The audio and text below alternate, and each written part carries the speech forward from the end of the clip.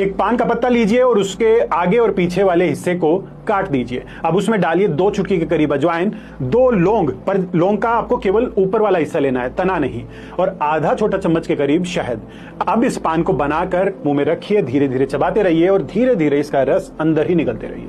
छाती में जमा बलगम है, खांसी जा नहीं रही है, बस 5 से 7 दिन ये पान बनाकर आप ट्राई कर लो।